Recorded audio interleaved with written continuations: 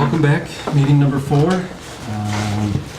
We're going to dive in tonight and get into the comprehensive plan, kind of walk through some of the sections that were in the last document, talk about some of the recommendations, see, obviously we don't have to make hard decisions about them tonight, but just to kind of get a feel of what's in the document, what the sections are like, what we may be looking for, whether we agree with what's there, whether we want to expand those sections, go through it. So as staff, we're going to kind of bounce around between the few sections, going with that. We did have kind of a status update, did a walk last week with the Shadow Pines group.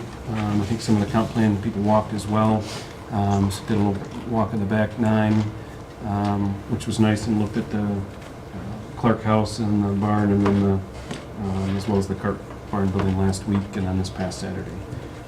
So that went well. If anybody has interest in those areas or wants to see the buildings separately, let us know. We can give us a look. Guys, I'm going to tell you, it's well worth it. It's well worth the walkthrough. I say with that, unless people have questions, we'll kind of jump into it and go. And as always, wave your arms, yell out, jump in, as we get into it and start getting into the document. You want to take care of the 6:30? You want to talk about that? Yeah. All right, before we jump in, Okay. sidebar. Thanks to Rob, gave us a little shout out ahead of this. Our next scheduled meeting is November 6th. Little did we look far enough ahead to realize that's election day. So that kind of throws this meeting off kilter a little bit here. So we kind of want to see what the group's thought was from there. November 13th, the following Tuesday, we have scheduled for the Shadow Pines Public Information Meeting. So that night's kind of taken. The 20th falls during Thanksgiving week. I don't know what people's thoughts are, plans for that week, and the holiday week. And then we have the 27th is the following week after that, but that butts up against, we already have a meeting scheduled for the 4th of December. So either we can take November off, we can look at the 20th. The first week of November is kind of full for other meetings, and we've got Watershed on Monday the 5th. 6th obviously is election day, town boards are Wednesday nights, and planning board's Thursday night. So this room's kind of full that week. Don't know. Is there an online meeting forum we can use on the 6th? We could all just connect. We wouldn't be able to set it up in time. We can't meet on the 6th? Yeah, I was going to say, why can't we? Yeah. Elections are happening in this room right here, so we just don't have this availability. Not to record. Oh. Yeah, we don't have any other rooms that we can record in. I mean, we're in either the lower level, which is a smaller space than this. We just don't have the recording ability for the 6th. Thoughts on the 20th? Fine with me. I can't, I'll be out of town. I can't. Who can't? Let's do that. This is what I usually do when I'm coaching. That's enough. I have 3 out. At least 3 for now. Is everybody comfortable with just skipping that and going right on to the 4th of December? Or on Tuesdays, absolutely. Could you do it on Thursday or something? We could possibly, you've got a problem with Just it. for one time anyways. Yeah. Planning board that Thursday, the following Thursday. It's the first Thursday. I don't know. So the No, 8th. first Thursday is the 1st. We got a calendar up. Yeah, November. I've got a meeting that night. You got Yep. I do too. The What about 8th, Monday? What about Monday the 5th? That is our watershed meeting, which, I mean, you could host watershed in this room, I just wouldn't be here, and we'd lose Harold. You got anything scheduled on the 7th? Town board. Town board, Oh, All Wednesdays are out. yeah, town board meets every Wednesday except for the 5th Wednesday. The 8th is planning board, the 15th is transportation committee. Well, It's you're also on zoning the board. 11th? also zoning board. Oh, I can't do the 11th. Well, the 12th Building's closed on the 12th is Veterans Day. Right. Can't do it on the 12th. I mean, we could possibly do the 5th. We could move watershed into the, watershed actually starts at 6, so we could possibly be done with watershed and come back. And then they wants to do it for every week. How does Monday the 5th They work could do for it everybody? The first. Fine. Yeah, works for me. We've got class. same here. But Okay. again, how many people does it not work for? I hear 3 at least right now. Yeah, We don't want to lose 3 people for a meeting. I guess we just take November off and I like that. go to the 4th. well, yeah. We'll cover a lot of ground on the 4th, but gives us time to digest this and get ready for the next meeting. Well, and then if everybody either watches or can attend on the 13th, you'll have that in the middle. That's the Shadow Pines information meeting, so you can either watch that. That'll be your homework for November, is either attend the meeting on the 13th or watch online, and either live or taped with that. So you got one agenda item during November, and then we'll just pick up again on the 4th, and then any other information in the meantime, we'll just pass on to the group. What's on the 13th? 13th at 7 o'clock from this room. Yep. So, sorry about that. Rob, thank you for the shout out and the notice of that.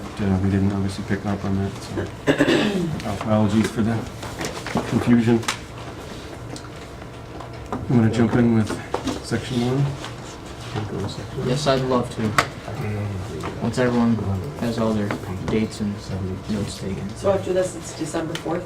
Yes, and we'll send that out as a confirmation. Just, I think everybody's here, but maybe 1 or 2 tonight. We'll confirm that with the rest of the group.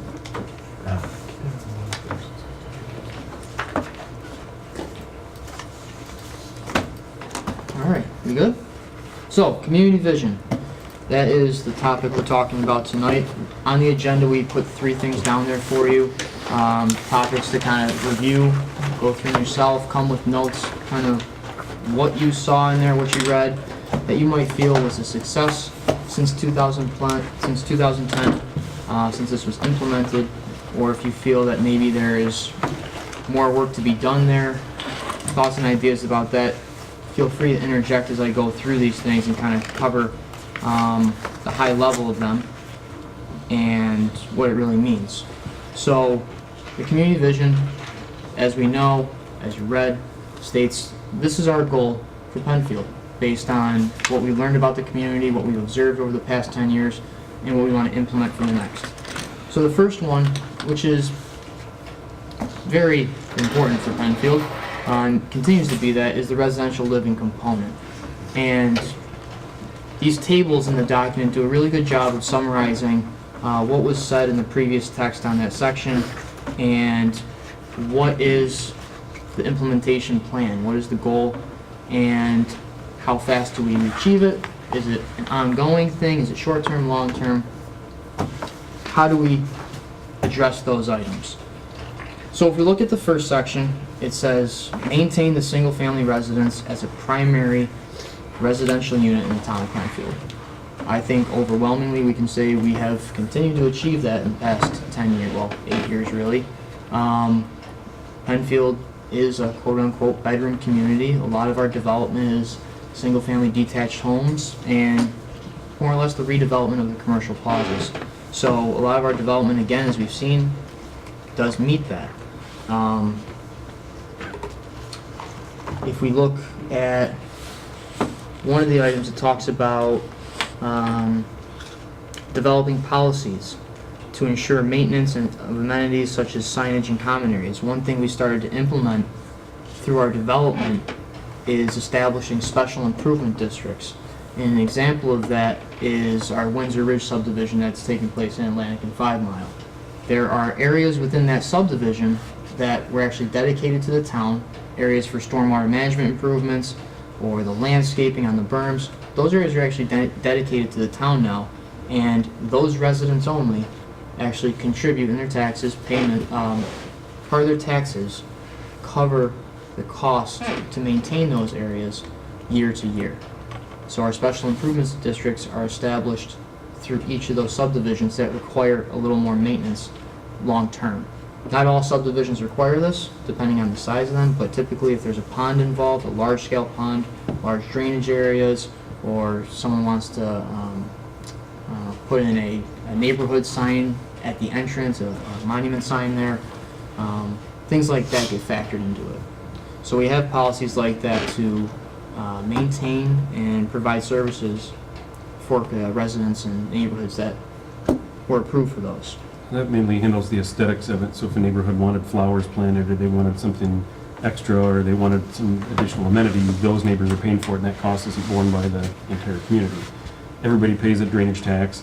As part of your drainage tax, that does maintain the ponds, that maintains the streams, that maintains the townwide drainage, but if that neighborhood, Zach said, wanted a subdivision sign and they wanted flowers or there's something else, Or a fountain in the pond or something. those neighbors are paying, they're incurring that cost, that, the ones that are benefiting from it and the aesthetics of it, they're paying that fee, and it's not a, townwide cost for that. So that's one of the things that we've worked with the town board, that kind of came out of the ponds and everything else is, and I'm sidebarring, we can get into it later, is, with stormwater and everything else, the new regulations, you pretty much have to have a pond or some stormwater treatment in each neighborhood.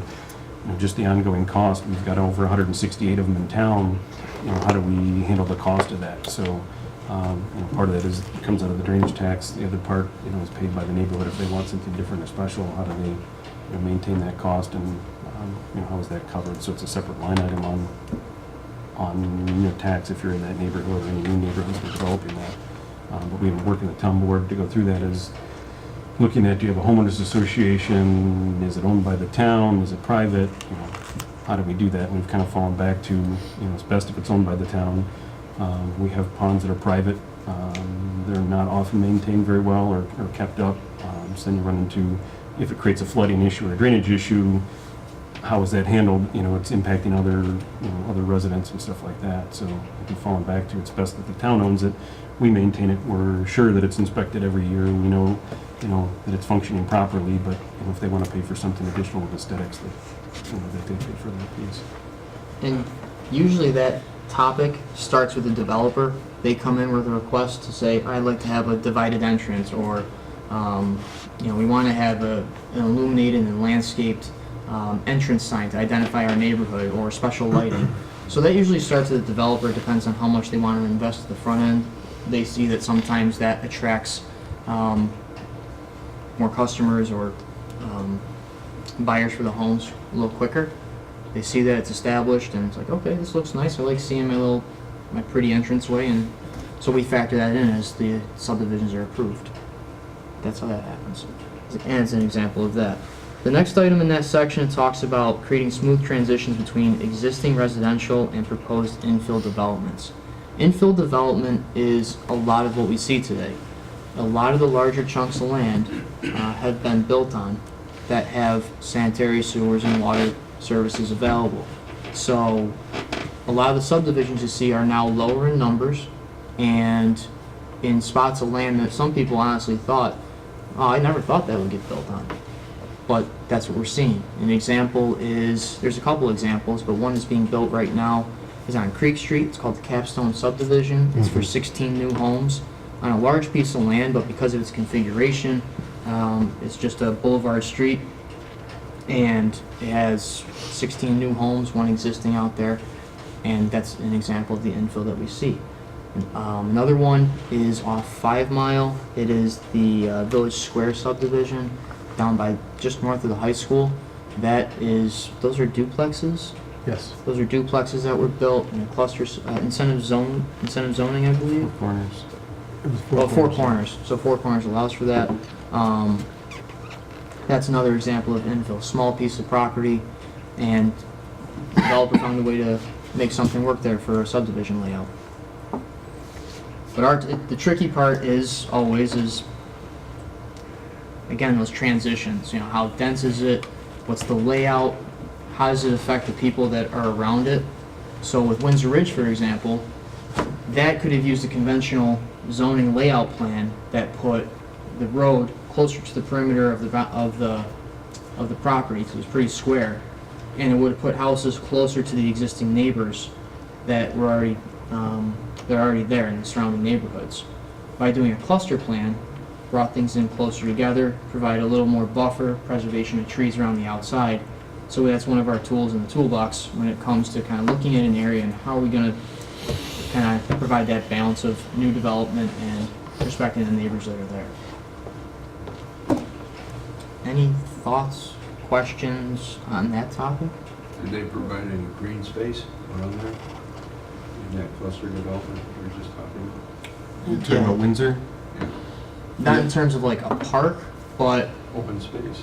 we have open space. Most of it was turned into like landscaping to buffer the neighborhood from 5 Mile and mainly Atlantic, because of all the traffic coming through there. That way we didn't put houses too close to the road. So they didn't have to form a homeowners association or anything like That's that? that has a special improvement district form, so they've got the landscaping up at the corner, Okay. that's covered under their piece. They're looking at, they still gotta put in their divided entrance.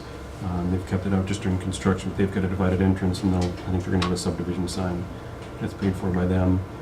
We took the corner with the tree and everything else, because we know the state DOT is looking at the improvements. They're looking at a roundabout on that corner, so we took some extra right away there, just if and when.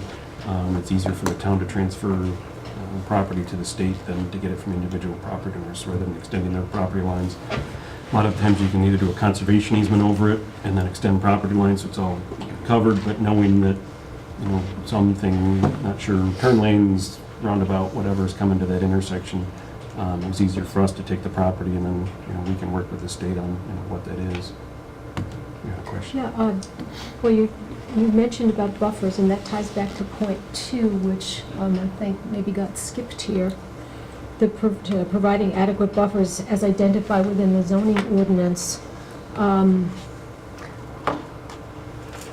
How is it determined what buffers are adequate? And I guess part of my question is, when it lists potential partners as developers and neighborhood groups, what clout do neighbors have once the developers have approval from the town on something? I mean, and I'm thinking specifically of what happened when the new Walmart got put in, and the neighborhood behind that, how very, very unhappy the people were with what went, you know, with what the buffers were painted to be originally, and just sort of how it kind of worked out in the end. So if you could address that, I'd appreciate it.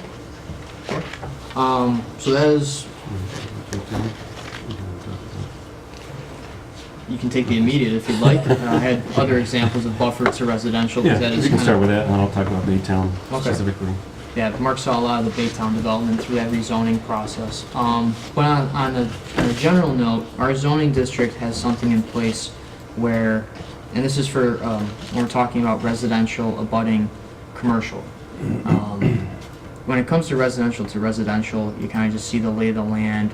Is it a conservation easement? Is it tree preservation? Is it replanting? Something like that.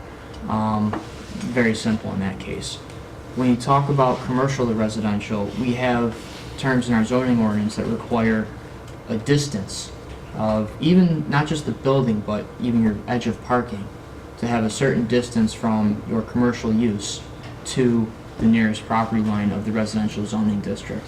So it goes above and beyond what your typical setbacks would be. You know, normally you're just looking at a building setback for any property, but for a commercial property. But if you look at our B&R district that usually abuts a residential property, they need to be 50 feet off their property line from just with their edge of pavement, then to the property line, and then you have the house that's still another anywhere from 30, 40, 50 feet off of that.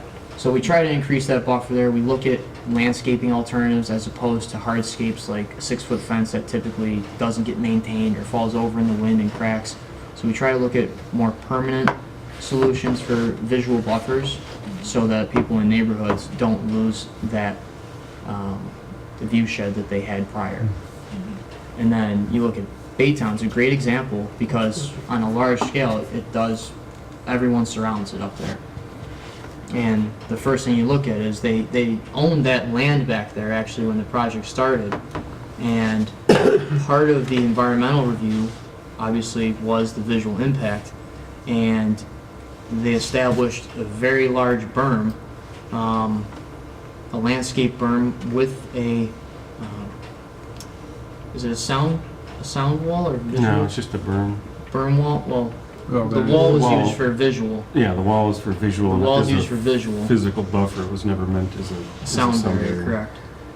So that was implemented as part of the project to create that, and Mark can talk more Part of our about buffering also is looking at as kind of stepping down zoning districts, and that's some of what we'll have this group look at as we look at rezoning of areas, or whether we do or don't, is trying to transition from, typically, and this is one case where it's not, is having gone from general business, you know, or limited industrial, which is our most intense districts, right to single-family residential. Typically, we try to step it down and have buffers in between where you would go to limited business and then B&R or MR or something that you kind of transition there. So you not only have physical buffers as distance, trees or whatever else between it, but we also kind of look at stepping down the zoning from that. Excuse me, Baytown Plaza, in particular, that back area was originally zoned R115. So the piece in the back was supposed to be an extension of Seabury Boulevard that came down. So one of the things that went back and forth between, you can see the stub that was there. So the original intent was to stub down and then have an R115 residential homes behind it. So that's one of the things that both the planning board and the town board looked at is, okay, yes, you can continue more R115 homes, which would be right behind those houses, and then you could then just have Walmart in front of that. So you wouldn't have the berm, you wouldn't preserve the trees. So the boards weighed out, is it better to have, I guess, more distance of single-family homes in between, but then what's the buffer for the R115 group? Or actually, they were R112, excuse me. Was our smallest zoning district. So the board weighed and said, well, we'd rather see 200 feet of existing trees remain than put a berm, and it's actually 400 feet till you get to the building. So they weighed back and forth the pluses and minuses of, okay, we'll put single-family residential in here, but you'll take all the trees out, so you'd lose any of the buffer of the existing trees that have grown up over time, and then you just move, Super Walmart over, which, would have met the zoning further over. So the board opted to say, well, if there is an area we can preserve the trees, we can put in a 30-plus foot high berm, plantings on it, and create a physical separation, sound separation. They thought that was a substantial buffer for the neighbors, and then that R112 area is forever restricted from any development. So there'll be no houses back there or any expansion of the building in there. So there's still the R112 separates those two areas, but not often do we see general business butting right to single-family residential. We try not to. But I say that was kind of a negotiation back and forth between the boards, the developer. Obviously the developer would have preferred to use all the area and move right up to the property line and build it right back there, but that was kind of a give and take between the boards and the Marco group, and then as well as the neighbors. Obviously, some of the neighbors weren't happy, but I think we've seen the home values go up since then. That was one of the concerns, was the loss of home value. At the time the developer offered to buy the people's homes for what their assessed value was, I don't believe anybody took them up on it. So the thought that they were going to lose all their value, I don't think they had that, and then we've actually seen the home values go up since then. So I think, And since construction has kind of really wound down there, the number of complaints has basically been zero. Well, we've had one or two, but Not many. no, I mean, it's- compared to when construction started, or when the process was under review. it's more maintenance issues than anything else. Yeah, as we have everywhere, they have rock, and anytime you've got a whole ram rock, it's noisy. So that created some issues. We'd still deal with them with hours of sweeping and garbage pickup and stuff like that. That stuff we follow up with them on as far as property maintenance. But an improved process would have been step-down zoning. And that was one of the and things that that's- they looked at, was basically you had GB and you could have went R115 and then R120. They looked at that and said, well, basically, there's a nice stand of trees you can kind of see in that eastern half of the R112, and it's filled in since then, was to clear out all the trees to put in step-down zoning, the single-family homes in between, you're kind of losing any buffer, so you would have Yeah, just no, had but I flat grade. mean not just with a strip of buffer, but I mean with kind of an entire, sort of almost like neighborhood by neighborhood type of step down. And that's what we do look at, areas, and that's some of, we'll have this group look at is, transitional zoning of, whether it goes to MR, whether it goes to business non-retail or something to kind of, transition back to these, our heavier or more intense This was unique, though. retail areas. So. Does that help answer your question? Yep. Thank you. Anyone else?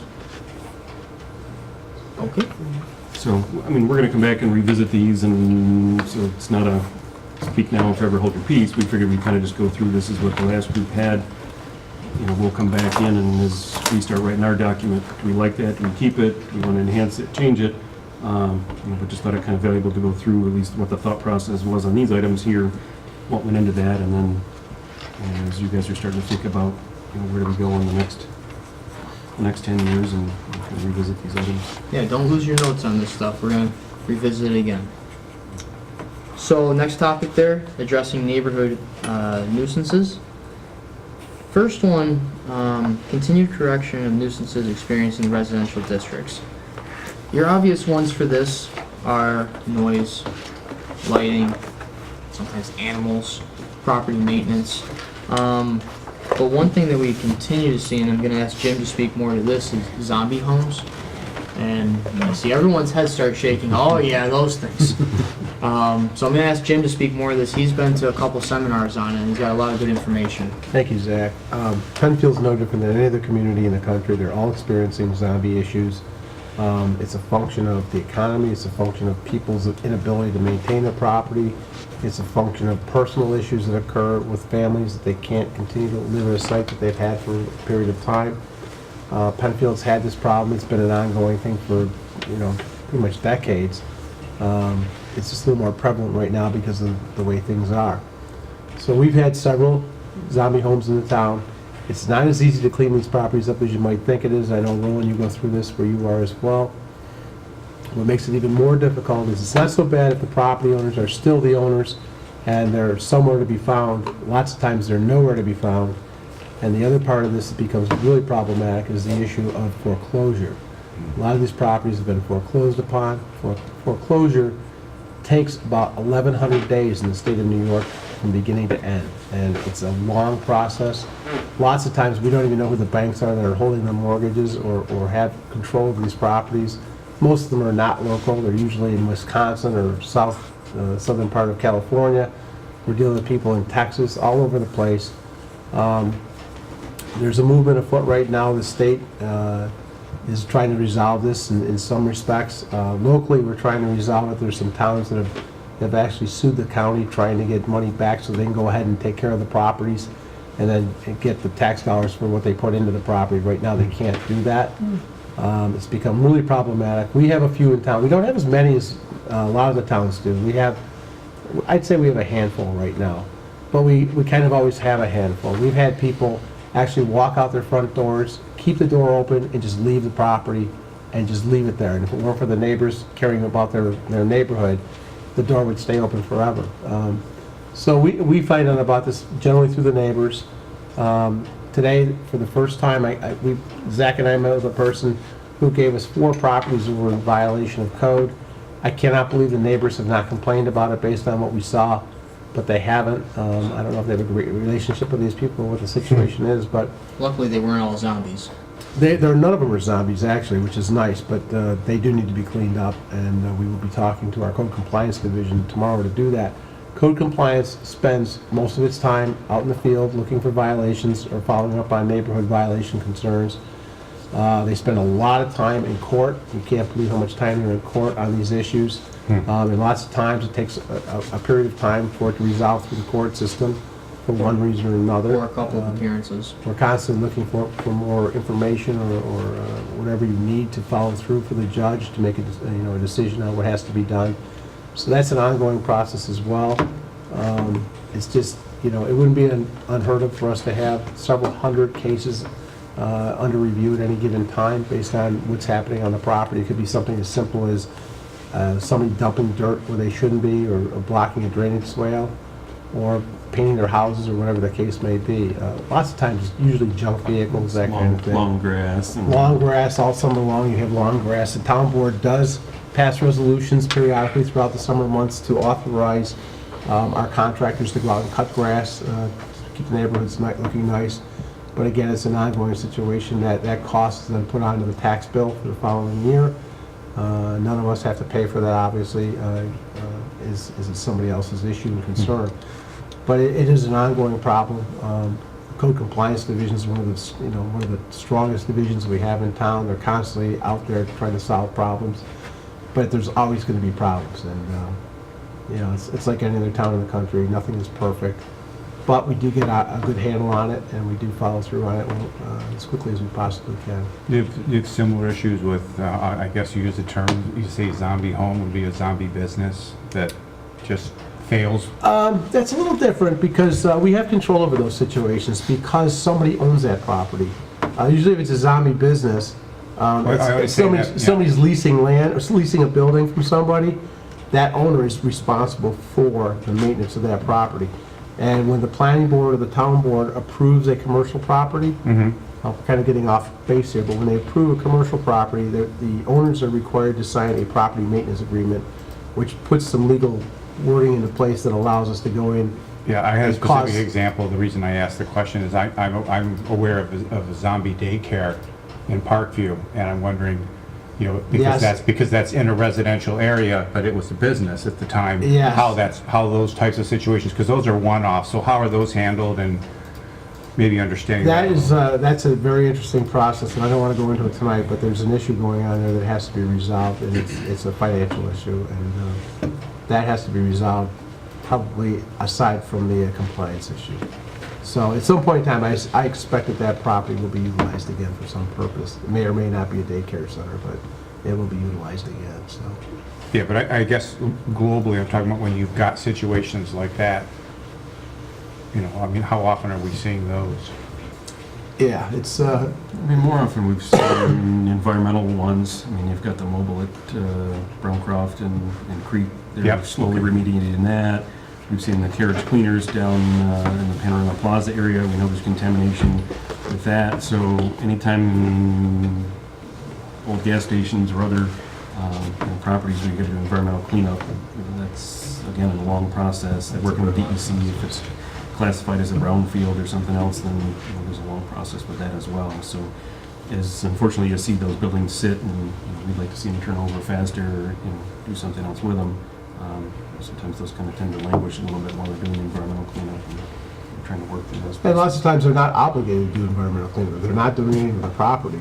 There's no impetus for them to want to go forward Yeah. and clean it up, and the DEC doesn't force that situation until such time as, actually what drives the process is when you go to a lender for money, and they want to ensure that that property is going to be valuable to them in the future, so it has to be cleaned up and remediated. That's what drives the process to get remediation in place. Sometimes you get somebody who's willing to buy property, they don't care, and, they'll do what they have to do, but sometimes the property just sits there for a period of time. That has happened in Penfield. It happened down the street here on the corner of Route 250 and Atlantic Avenue for a number of years. That property was just cleaned up a couple of years ago now. The And former there's- gas station that was falling Former apart. gas station, and they got their sign off, and they're all set with the DEC. The problem with the Browncroft station is that they have not gotten the final sign off yet. There's still about 5 or 10% worth of cleanup left on the site before they get a sign off, and they haven't done it. It's kind of surprising me, because you think they'd want to get the property cleaned up and sold so they can make a profit from it, but it doesn't seem to be bothering them that much not to get the thing sold, so. Depends how much money you want to put into it. I mean, you had what used to be the hubcap business at the corner of Plank and Empire. They dug up the soil, flipped it over, and they, kept turning it every year, and to kind of help the VOCs and everything else vent off. The Browncroft mobile, they've got basically a vacuum system that they don't want to do that or expend that cost. Others have trucked it off-site. Here they just dug up the soil and took it off. Obviously, if you want to spend more money, you can dig it up, haul it off, get it done faster. If you don't want to spend as much money, then there's alternative methods and stuff they've done with it, but it just takes longer and sits a little bit longer. We gotta get it off base. We got a little side. Yeah. Still We're not- sorry. Good sidebar, though. I did have a question on on the nuisances. One of the things that would be valuable, at least for me, is to understand the number of instances. Is there a way that we can get some type of a, maybe by neighborhood, a count of those, and maybe where the trouble spots are based on sheriff information or town We information? we can give you quantities. I'm not so certain I feel comfortable handing out addresses to people. No, but just globally to understand across the town, are there neighborhoods that it's a greater, and is it consistent? No, Like, you see what there's I'm no saying? one neighborhood that's a persistent offender. We have some. Not neighbor, but neighborhood where it could be something, like I said, I'm just trying to understand if there are trouble spots or areas that could benefit Yeah, I from a don't closer think look there's from a trouble zoning spots per perspective. se. I think it's just an individual who's not doing what they're supposed to be doing at the time they're supposed to be doing it more than anything else. But you have you do have persistent offenders that, you know, will continue to do things that are wrong. Yeah, when I say a nuisance, it doesn't necessarily mean one neighbor to another. It could be, a business or a group of businesses. Again, going back to your question, where the buffer zones perhaps are not adequate, and then there are a lot of complaints that come through because of noise. I'm not talking about individuals, but just in general. We could look into that for you. Nothing's jumping out at me saying that that's a big issue. I think that, you know, and we've talked about this a couple times now, about the philosophy of zoning and how we break it down so that you have some kind of transitional buffers between commercial and residential. And even a transitional buffer might be, as you saw in the previous slide, going from R120 down to R112 and then into some type of commercial setting. And of course, the commercial setting would still have to have a buffer. But that transitional R112 zoning gives some kind of variety of housing for the public, but it's certainly not of the value of the R120 housing, you know, that kind of thing, or even if you go into estate lots or something of that nature. So the intent was always trying to create a transitional buffer between properties. A good example, I always thought was a good example, was down on Penfield Road, over by Delta Sonic and Bill Gray's in that area. They were all just general business zones at one time prior to 1982 or 81. The town board created these new zones called limited business, which for now you could not go in and build a car wash as you did back prior to 1981, because the car wash just generates too much noise and lighting to affect the neighbors adjacent to it, so we wouldn't allow that. But we did do some improvements to the car wash to try to buffer them better from the neighbors through the expansion of a pre-existing non-conforming use for that site. And it did do some better buffering for the neighbors in terms of more fencing, in terms of toning down the lighting, doing some impact noise analysis, and then also reducing noises to the neighbors as well with noise fencing and that type of thing. So there are some opportunities where you can kind of solve some of these problems over a long term once they've been documented, and then work with the property owners and the developers to come up with some happy medium to mitigate some of the issues that they have. So then you would say generally the quantity and type of nuisances that have been fairly quickly dealt with, and well, they're addressed by us quickly. Yeah. Whether they're resolved quickly is another issue, and Okay. that's because there's a whole bunch of other things going on outside of our realm of I think authority. some of our pre-existing non-conforming uses are some of our biggest complaints, but those were also... That's an education process. Those through have been that. here long before the residences were here. So I'm talking of gun clubs, I'm talking of rendering plants, I'm talking of... But those things have existed since the 1900s, so they were here... It's kind of it's kind of a buyer beware. If you're going to buy property there, you And need that's to the do education part of research, it. yeah. We try to have that People move conversation in and with say, people. Don't worry. hey, they can't be shooting anymore. Why are they doing that? Well, Tell them to stop shooting is usually what the answer. That's usually what we get on the phone call. Is that that's not what we do. You know, that's they've been here since 1920. Yeah. You moved in last week. I'm sorry, but... They were there first. Yeah, I mean, they're pre-existing non-conforming, they're grandfathered in, and... I'm sorry you didn't open your ears when you showed up for the house visit, and We don't see Didn't them notice it. moving Well, anytime soon, It but just it's... goes to show you it's important to talk to the town, though, when you come to buy a property. Whether you're buying one here or buying one anywhere in the world, go to that community and talk to the town staff and find out what the nuances of that neighborhood are before you do it. We had a family moved in across the street from the gun club down the street here. They bought the property in winter. There was no shooting going on. They thought they had a beautiful property, which they did. Unfortunately, in April, they started hearing gunshots and couldn't understand why that was the case. They'd never come to see us about what was going on in the neighborhood. And we can talk to them about a lot of other things associated with the neighborhood besides gun clubs and that type of thing. It might help them make a better decision. So always go to talk to your local community when you get a chance. Do we have a rental registry here in town? Do we have something like a rental registry here in town No. that would, if a landowner was intending to buy a property and convert it into a rental property, that they'd sign you'd be put on notice, or they would register with the town that property, and that they would then enter into an agreement for future maintenance and upkeep and things like that. That's a good point. Other communities have had it, and it was prompted by, in another community, where developer essentially built an extension of an ongoing single-family project, neighborhood project, residential subdivision. And in a traditional sense, detached houses, so on and so forth. But the developer retained ownership of all the properties and rented them out to local college students, an entire neighborhood like this. And that prompted that community to then come up with a new zoning definition of a family, Yeah.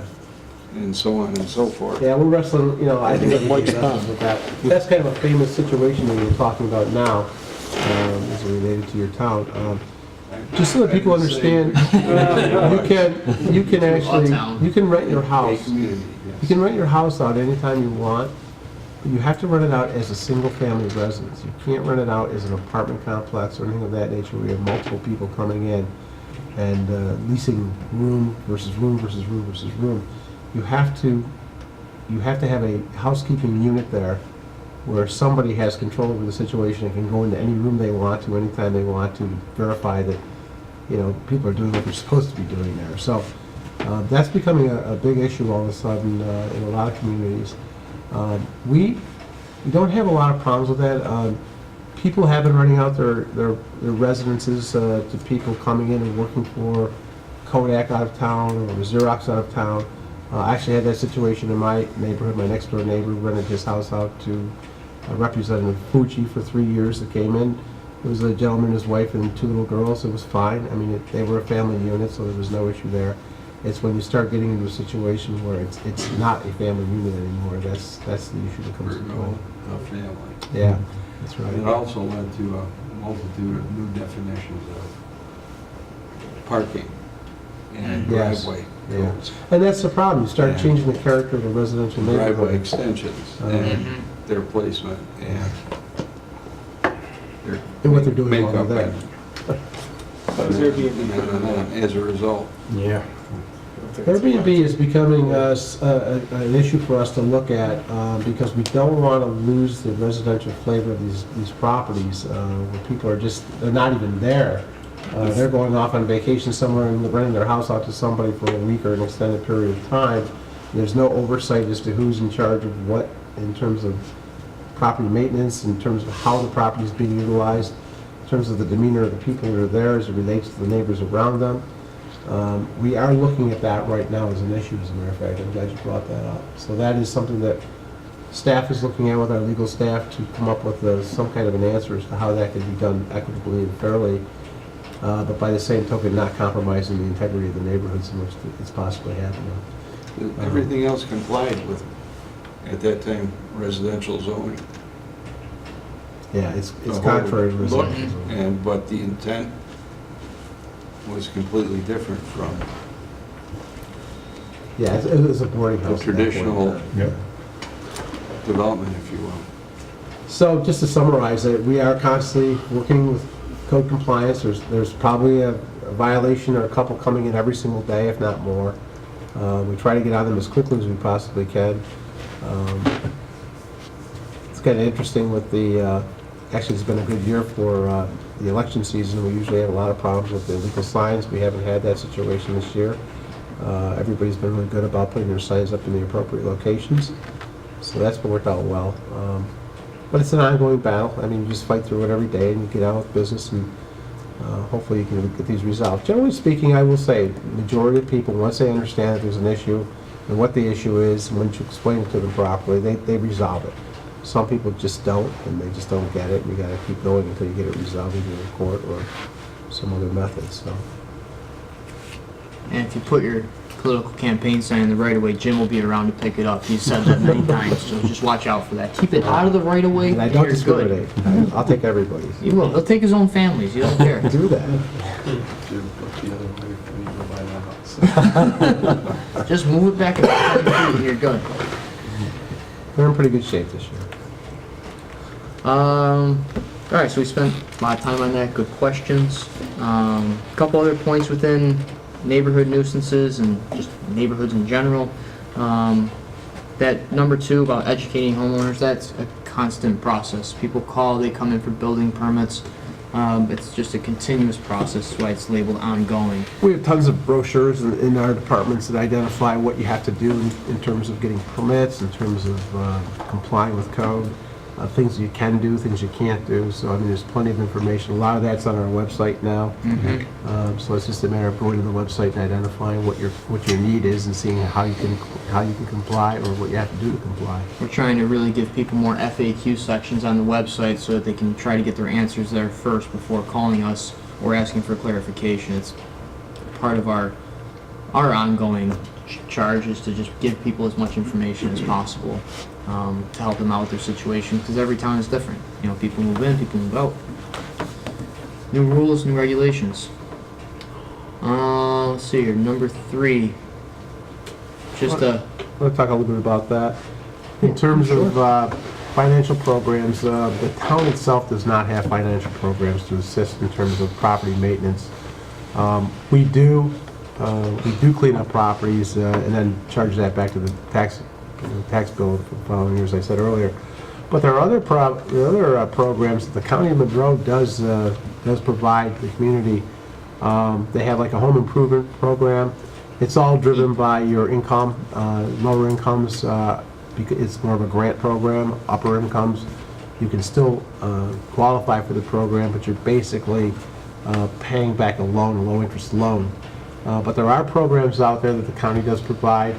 You have a situation where maybe your furnace goes and you don't have a lot of money to replace it. They have a program to help you do that. Roofing, those kinds of things. So there are things out there that we can help you with if you have an issue that you need to have resolved. Yeah, one example of that is called the Home Energy Assistance Program, HEAP, and that's offered by the county. That's like the furnace example, or I don't know where the roofing falls under, but... Well, there's another one, Monroe Community Home Improvement Program that's got all sorts of criteria. Yeah, too. So there are methods out there to get some of these things resolved for people. Number 4, continue to plan for and fund infrastructure upgrades to adequately support aging neighborhoods. Examples of that include providing sewers to neighborhoods that don't have them. One example is the White Village Parkview neighborhood. We just did 2 years ago. We kind of got the utilities in, and I think we just finished up paving this year. Was that neighborhood providing sewers to them? They're our westernmost community neighborhood in Penfield, and it was one of the last ones to get sewers. We saw a lot of septic systems were beginning to fail, and people were either replacing it or contemplating alternatives. So the town took the initiative and went out to bond and got the sewers installed for that. So those are now in place. Other examples are continuous sidewalk evaluations. Mark has an inventory and an improvement list of where are we going next with sidewalks to help fill in gaps within neighborhoods, within main streets, just to provide more connections to people. I think that's a continuous ongoing process there, and always a welcome improvement for sidewalks. You know, he always talks about one of his first projects was adding sidewalks to Panorama Trail, and to think at one point that road didn't have sidewalks is strange to think about now that we've had them there for that long, because people use them every day, no matter the weather conditions. I go to the gym down there at Planet Fitness, and I coach at NAS, so I go down that way every day, and I always see someone out there. So we always look for those ways to improve neighborhoods and, again, just provide more infrastructure to help them there. Another thing too, one thing we do in terms of the planning efforts is every year we meet with RG&E as our staff to kind of understand where they plan on going for service upgrades, whether they're doing gas or electric upgrades to areas, and they ask us where are the next big projects coming to Penfield so that we can make sure we have adequate services for that too. So once a year we have that meeting with them. It's always real successful having those. Very informative for both parties. The last part, utilize traffic calming techniques as appropriate. Mark heads up Transportation Committee, and I don't know if you want to speak to some of the items you review to help with neighborhoods and people who have complaints about traffic concerns. Yeah, I mean, our number one complaint is speed. You know, everybody say everybody speeds, but you know, we Drives, do put everyone traffic drives. counters out there, so we monitor them. A lot of our stuff is about education, you know, we'll look at signage, we'll look at, you know, existing conditions on the road, infrastructure that's out there, obviously looking at sight distance in the area. Our DPW is always out there trimming back, you know, roads and intersections, trying to clear stop signs and, you know, provide safe sight distances on the streets. But, yeah, our biggest complaint concern is typically speed. You know, we see that out there, a lot of that is enforcement. We do meet with the sheriff's office, they come to our transportation committee and talk to them about areas we've seen, you know, excessive speeding or, you know, a need for a different correction to that. But also, everybody always asks for speed humps, everybody wants speed humps on the road. Wouldn't that be great, that'll slow everybody down? But we have winter. We have them on one street. They come with their own inherent issues. People don't like speed humps. They like to drive around speed humps to avoid them. So we've had people drive through front lawns and around and hit mailboxes, and so they come with their own set of issues and concerns. So we've been kind of resistant to add more. We'll look at signage, we'll look at police enforcement, we'll look at, you know, we create tree-lined streets, and some of our street tree policy is basically, it's kind of backwards, but the speed on the road is based on how fast people drive. It's not the other way around. So basically, they base the speed on what 85% of the people drive or less. So it's typically, it kind of backs into it. So as there's more stuff along the road, you feel it's closer, you drive slower. More If it's a wide distractions. open country road, you don't feel there's anything around, you tend to drive faster. So as neighborhood streets, if you have trees and other things that are kind of closer to the road, you feel it's more of a neighborhood, and you'll be apt to drive a little bit slower. So some of the stuff is having curved roads and not having straight streets in neighborhoods. So that goes into the planning of neighborhoods, not to have, you know, straight, you know, roads that people can get going too fast. You have them curved, you know, so there is planning to try to deter people from, you know, speeding too much and everything else. But it is a challenge. It's always something that's out there. The Transportation Committee, you know, looks at those. We look at pedestrian crossings. We are working on, have received funding through the county for pedestrian crossings on Bear Road and 5 Mile Line. Those are two areas of interest right by the community center. There's crosswalks there, and a lot of kids are crossing going to the high school. So we've got some money to get some new flasher beacons over there, so you can press a button and do those, as well as Liberty 5 Mile down to get towards the Four Corners, and then south La Plaza down by Rosie's. And there's another crosswalk down by the apartments down there to do some intersection and crosswalk pedestrian improvements there. So, questions about? How do you decide where the sidewalks go?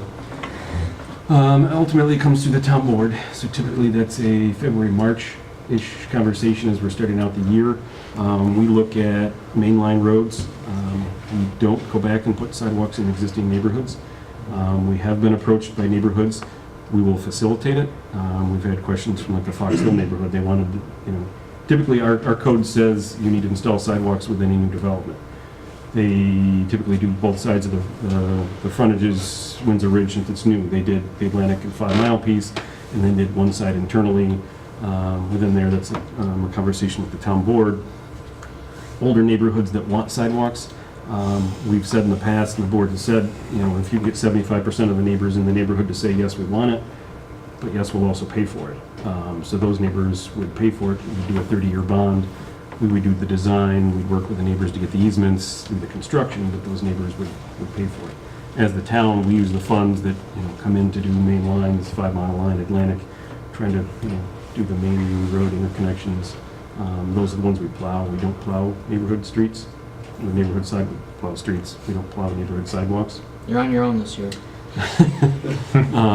But it's also intended to But try and it's- connect areas such as schools, churches, shopping We look at areas, commercial areas get and people safe into these areas. higher without, intensity areas, and then as the developer fills in a piece, you know, then we look at coming back, is there a gap that we can fill in as the town? So the developer kind of does their frontage, and then, you know, we fill in those gaps as we go. But that's- Base a lot of that on your active transportation plan, We've got a bike plan, we've got, that's part of it. you know, we look at, I mean, some of it's petitions. We just had a petition for Huntington Meadow. We had the entire street come in and petition the town board to say, hey, we all want sidewalks, we all want it on this side. We're supportive of it. So having a petition and the support of all the neighbors definitely helps. But that kind of comes through the engineering department, and then facilitate the conversation with the town board. But obviously, we've got a limited budget each year to work off of, so we kind of plan strategically with their sidewalks. Sidewalks cost how much per linear foot? Currently, they're $38.65 a linear foot, so that's a 5-foot wide sidewalk, 1 foot long. So you're basically $40 every foot you go. And that's just for the concrete. Then you add in driveway repairs, you add in topsoil and seed, you add in for utilities. Typically, we average about $70 a foot. So paying state wage rates and everything else, the budget goes fast when you got to work on the state highway. We just did sidewalks down Atlantic Avenue down here. They got to have protection on the road, cones out, signage, for safety, as well as, we got to repair driveways and relocate or work around gas and water and everything else. So typically we average about $70 a foot. Can't just plop them Who's in. ultimately responsible for, like, the traffic planning, traffic patterns, when you talked about, like, 5 Mile on Atlantic, talking about putting in for turning lanes, talking about that, is the county or is the state ultimately responsible It for something falls like to that? the highest power that intersects that intersection. So if it's a state and a county road, it falls to the state. If it's a state and a town road, it falls to the state. So whatever the higher power is, has jurisdiction over the intersection. Gotcha. So 5 Mile is a county road, Atlantic is a state road, so the state has jurisdiction over that intersection and out to the right of way. So the state is currently looking at the roundabout. We petitioned them. There was a higher accident rate at that intersection than is basically look at statewide averages. It was 3 times the statewide average for that intersection. So we petitioned the state and said, hey, we've got an issue here. One, not only traffic, you watch the backup at the end of the day, but, the accident's there. So they looked at that. There is state money for, I think it's federal money, for safety. So they were able to tap into that. So that's why they're looking at, I have not seen the final design, but they've had initial indications they're looking at a roundabout for that intersection. So, Relatively soon, but too. that falls to the state. Basically they said, this is what we're doing. If and when they come out, we'll do a public information meeting for the town. But again, they're here, then the county, and then us. So as most things, government kind of goes down. So you don't have a lot of say over when. We don't. We meet with them and we'll have conversations, but if they said, this is what we're doing, this is what we're doing, we can kind of try to help it along and, work with it, Sometimes you share have good with- luck, sometimes you have share bad with our luck. residents and everything else. We do meet with the state every year to talk about, issues, concerns we have, infrastructure, things we're seeing. We also share with them where we see development coming. I think that helps the conversation. One, to see if there's funding out there to help those situations, and two, we share with them concerns we've got of conditions of roads and stuff that's out there. But again, it's just kind of us recommending or suggesting to them, here's areas and spots we have concerns. That's how that goes. Well, they've been very good, they've been very good with us over the last several years. I think we're one of the very few communities that meet with them every year. But I think it's to our advantage we meet with them, and I think we've seen new projects. Empire Boulevard, they were going to repave all of Empire Boulevard next fall, going all the way from Arundecoit all the way to Gravel Road. So all the way through Penfield, they're doing that. Obviously, we saw the improvements on 441 recently.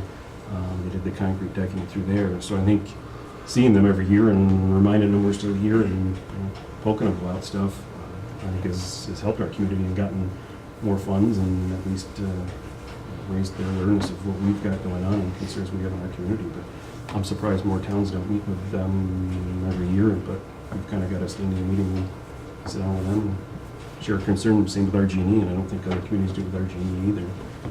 But I think that's beneficial. You've seen the amount of gas work they're doing right now is to back up infrastructure. They're doing improvements down near Shadow Pines. They've got some existing electrical lines that are above ground. They're looking to put those underground. Happy to see RG&E investing money back into their infrastructure. One, for to meet the demand, but two, to make it more reliable. The number of power outages and stuff we've had, and the more stuff they can put underground. We just had one. Today. Yeah. Yeah. So, So, today we had one over the weekend, yeah. So. and we talked about that on the walk. You can see the power lines running back through Shadow Great. Pines. There's a major power feed Plus. through Yeah, and there. aren't they moving some kind of nitrogen line or Yep. something? Yeah. Yeah. They're gonna put that underground, so, happy to see them again, reinvesting money and making 2,600 RG. their systems more reliable. They've added new Harris Road, they've added new infrastructure over there to upgrade their substations. So given that high-speed internet is just as important a utility as anything else now, and that Greenlight When does won't do Greenlight come? underground utilities, as there's talks with RG&E and there's an awareness they're going to be digging up, is there any communication with Greenlight to say, hey, this is your chance to get in because it's going to be open and you could... We've had some conversation, actually most recently, I'm on the APWA committee, we've talked about as a group of towns, talking to Greenlight and bringing them in. I believe we've only got one neighborhood so far, the Silverwoods neighborhood has Greenlight in it. The developer there advocated for that, and we got them in as he was first building the subdivision, so they did go in underground, but they were happy to go in during the initial construction, not as a reference, as a rehab. But that is one thing that, you know, as a county, APWA is the American Public Works Association, with a lot of engineers, DPW directors, but we're going to be reaching out to Greenlight just kind of as a group to say, hey, you know, what are your thoughts and The CEO of Greenlight actually is a Penfield resident. Oh, And he's very much involved in trying to get Greenlight throughout the community. I think the biggest problem is, the way it works is they go to a neighborhood, they make themselves aware of who they are in the neighborhood. They hope that people will sign up, they have to pay a $50 fee for engineering, Yeah. design work. And I think the big problem is, up till recently, people do not know what Greenlight is. They probably haven't really marketed themselves as well as they could, but they'd be a benefit to the community to be in here, and I think that now you're going to see that happening. And everybody we know who's had it in Penfield is very happy with it. And it's just a function really now of them coming to us and working with us to get the utilities in place within our right of ways and also the state and county right of ways. but to be clear, my understanding is they won't go where there's underground utilities, is that correct? No, that's not true.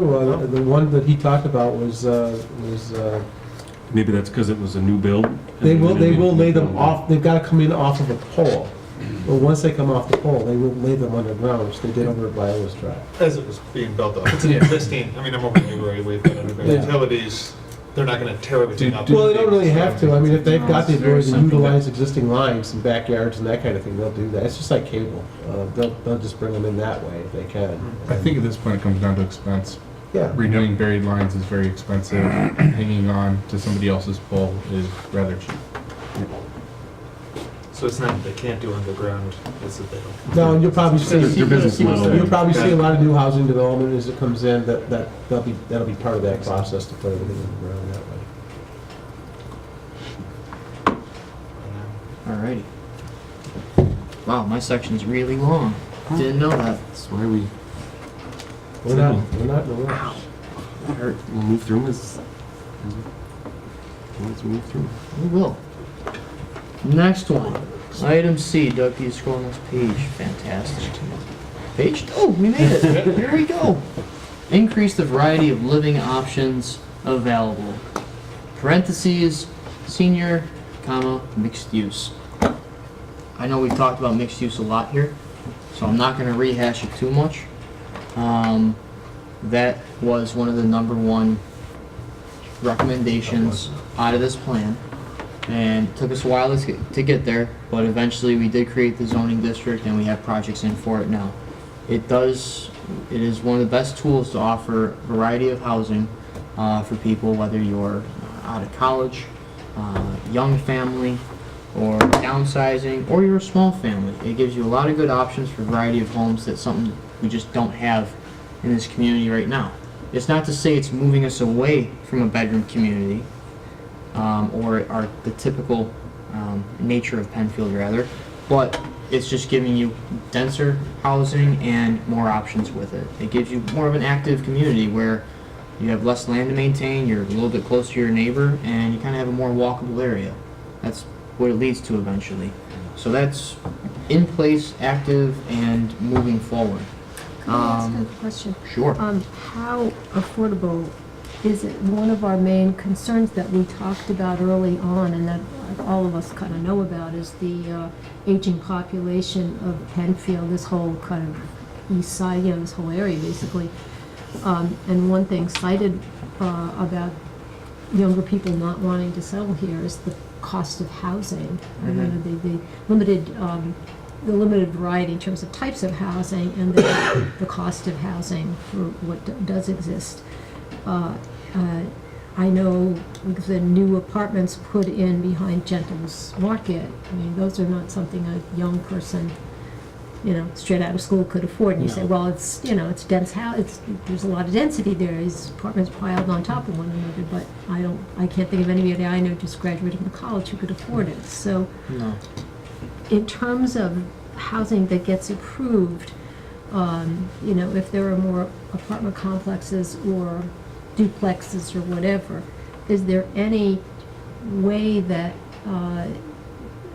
that there are some sort of constraints put around on some subset of it, you know, what the top rents might be, or what, you know, what we're aiming for as a town in terms of luring younger, less affluent people who we hope this is their foothold and then they'll want to stay. I wouldn't say there's a constraint, especially when it comes to like the approval process, because the board can't really dictate, you're only charging this, this, and this. Right. But I think that kind of starts more at the planning level when they come to us first, and they ask us, you know, we have this in mind, what do you have in mind, what do you see as appropriate here? And then we try to work with them to say, this is what we see as the planning department, say, this would be a great use, a great market to offer on a parcel like this. I think right now, because mixed use is so new, and we only have 2 projects right in right now, I wouldn't say that all the units are at that college grad affordable level. There's definitely, market rate means are usually a little higher end on that monthly rent. But I think as you get more established within the district, after we get a couple projects in and built, you kind of see what's out there. I think we'll see a lot better variety coming in.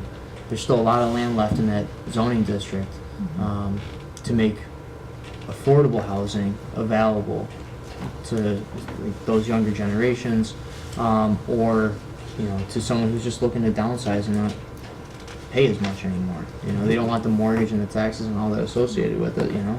The big problem is that it's so expensive to develop here.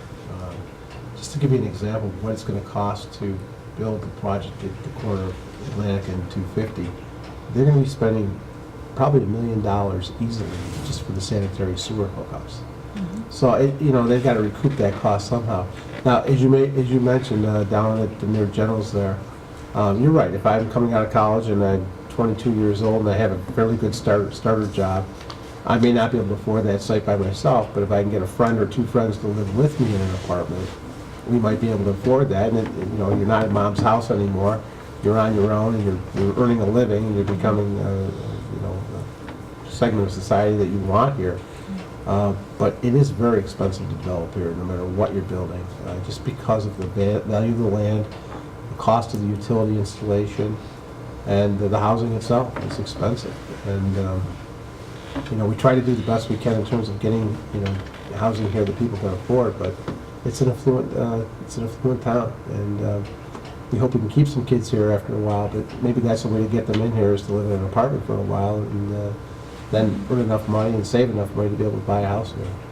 And then just briefly tied to that, I mean, one thing that both younger people and older people sometimes either lack or don't want to use is cars. They either don't have a car, a Right. reliable car, or if you're older, you may not Right. want to use your car as much, When your family's telling you to stop driving. or they're actually just taking your keys. Oh, by the way, these are gone now. Are there efforts in place by the town to work with the bus lines to get Yep. bus service to these new areas? Because Mhm. right now, you really kind of can't get very far by bus. in- Yeah, we've met with our GRTA, you know, RTS, digging myself. Those Um, letters now. It is a challenge to get them to want to come out to the suburbs. Yep. You know, most people in the suburbs still do love their cars. We've talked to them at least about, I think they're kind of a north-south route, possibly out of like the Village of Webster. Could stop at mixed use 250, 441 if you're going down to the mall. Main intersections. The only route that I know of they currently have is out of Greece to go anywhere but downtown. And I think it goes from Greece, I think it goes from Basil Morella Park to General? I think it actually goes to Strong. Goes to Strong. But pretty much every other route they have pretty much goes from suburb to the downtown hub and then downtown hub out. Not a lot of perimeter But things. we have had Yeah. conversations with them. That is part of mixed use, is to accommodate buses. Obviously until you build it, there's not a destination for them to go.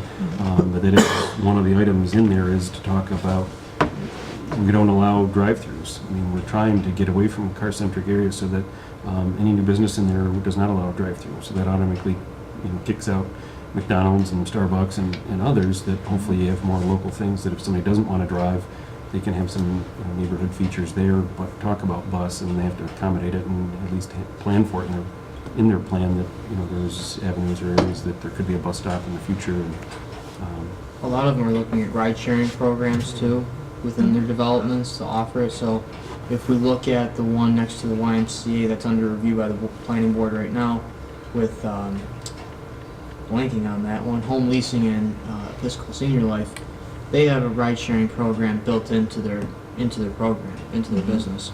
So they'll offer bus transportation, car transportation to people who need to go to Wegmans or appointments or whatever it may be. They have that option there. As a community, we do have a shared service with Brighton when it comes to I forget the acronym for it. Brightpen. Brightpen, I think it's called, where they do offer that service to people who need transportation and don't have access to it or have limited access to it. So as a community, we do have that in place, and I wouldn't say it's booming popular, but it is out there and people do use it. I know they're always asking for drivers, so there's a demand somewhere for it.